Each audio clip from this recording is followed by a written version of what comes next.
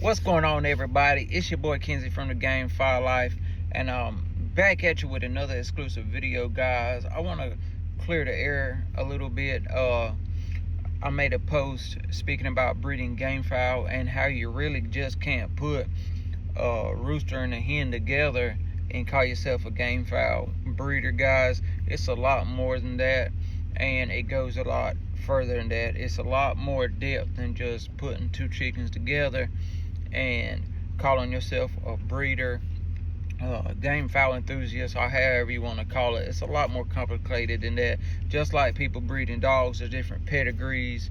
Pedigrees are in chickens. A lot of people didn't know that. That's what the different strains are.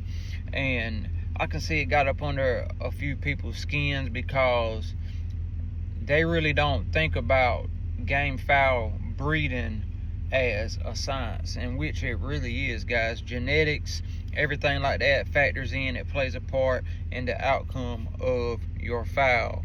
I'm gonna give you a perfect example of what I mean, that you really just can't put a rooster and a hen together, even if they're the same breed, and keep them going along, keep the strain going, keep them uniform, keep them looking the same, guys. I know this fella, he was a son of a local gamefowl breeder around my area, around the North Carolina area. And his son was never really into gamefowl. I mean, his dad will make him, go out there, feed and water the chickens whenever he was young, make him hang out, but he never really took to the fowl. And I got a lot of people in my family like that as well, especially growing up over there at my grandmother's house. I was enthused about going down there and messing with the chickens. Now, my cousins and stuff that was, forced to go feed and water the chickens every day, they didn't really have the same connection with the birds that I had. Now, I don't know if that's because I wasn't around them every day, I wasn't forced to feed them, and that's what made me fall in love with them. I basically, at a distance, I got to love them. On the weekends when I went over there, I would get to mess with them, help them feed them, help them water, do these things like that. But my cousins and them, they would have to do it every day. So just like the man I'm telling you about, the example, the son, he was kind of forced to do that, and which it teaches responsibility, and it teaches a lot of other things, but that's for a whole nother different day topic. So the man, he has this strain of fowl. Right, he has this strain of fowl, and there's some good birds, good looking birds. There were green leg birds, hatch type chickens, and he spent many years perfecting this. He had his breeder's books. He wrote down which hen made this rooster, what to made these chickens right here. And when he was no longer able to care for the fowl no more, so he's long gone, but his son wants to keep the birds going. So his son takes over. He's old enough now, he takes over, and he starts, breeding the fowl, taking care of the fowl. And for a while, I say 3 to 4 to 5 years, it looked just like what his daddy was breeding. Everything basically looked the same.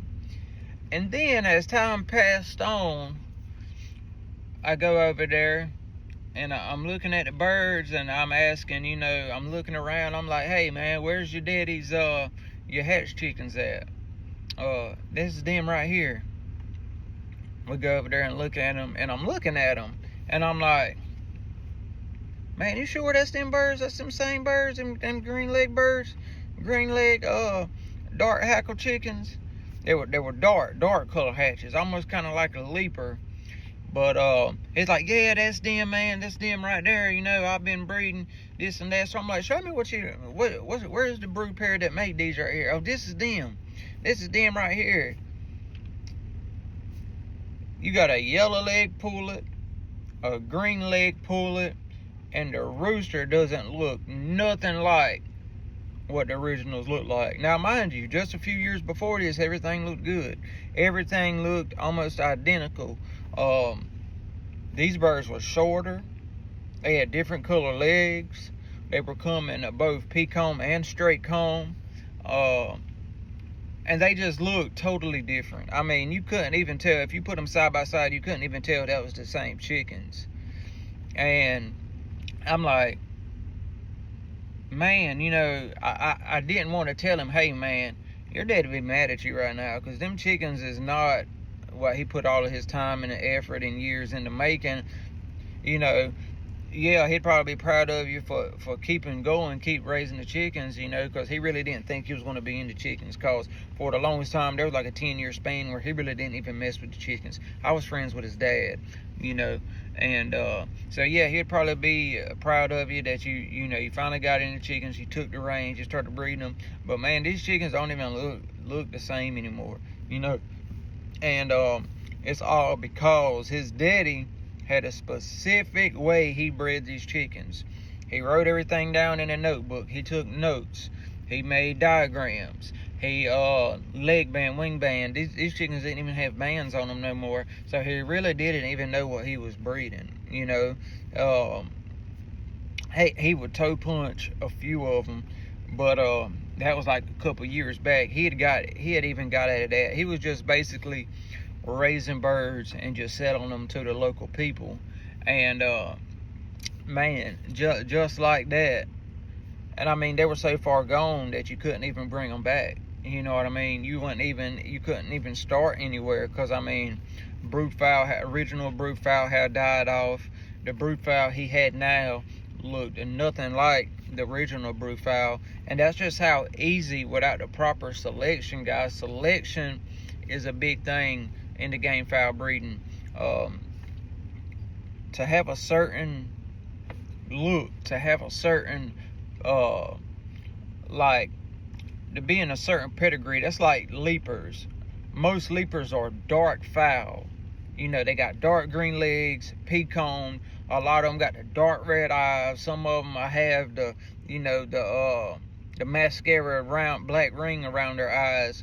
And if you come over here with a yellow leg, straight comb, lemon hackle, white streamer in the tail feathers bird and say it's a leaper, people are going to look at you like you're crazy, you know, because we're accustomed to a certain look. We have been folded and molded to say, hey, this is what a leaper is supposed to look like, you know, not this right here. This is what the poster boy chicken of a leaper is what it is supposed to look like. And I just say leaper because we've been speaking about leapers for the last few days on this channel. But yeah, man, so you know, once you get away from that breeding chart and breeding record, that record books, that's why them record books are really so important. Because if he would have actually went back and looked at his record books and started from the beginning and said, okay, this is my dad's brood fowl, let me see how he bred these for the last 5 or so years, let me go back and try to pair some of these chickens up to try to, you know, keep this line going the way it's looking, guys. Because I hate to say it, but them birds look nothing like they used to did. And you know, and I mean, what can you do, you know? But it's very important. That's why I say you just can't take a rooster and a hen, put them together and breed, you know, and just say you're a game fowl breeder, because it's a lot more than that. It goes way further in depth than that, guys. People breed for conformity. They breed for you know, comb, peacock, rose comb, straight comb. They breed for leg color. They breed for station. Some people breed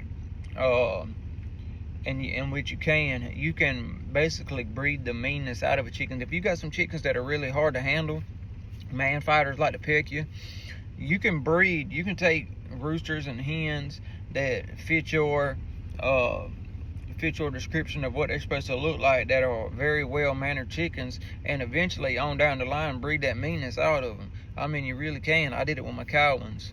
And so it's a lot more than that. That's why record books are very important. That's why you really need to selection. You hear people speaking about selection. Selection is a big part of game fowl breeding, guys. Selection is a very big part. And if you do it right, you know, once you learn it, and once you have your record book down and you have your selections right and everything like that, guys, it's going to help you out a lot more. So once you get a brood pair from somebody and you breed these chickens, go look to see how to actively and properly breed these chickens to keep what you want. Whatever you like, you can breed to keep it, you know.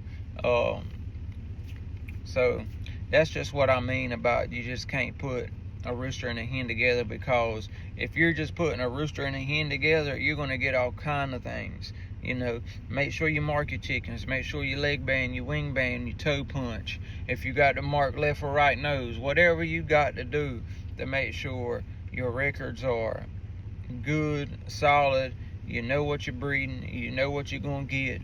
Because if you do something over and over and over and over again, it's going to get real repetitive, and it's basically like a sure shot, you know what I mean? So I hope maybe you all learned something from this video today. I just try to get on here and just speak to teach people and give them some information, because a lot of people ain't into that these days. They don't like giving people information.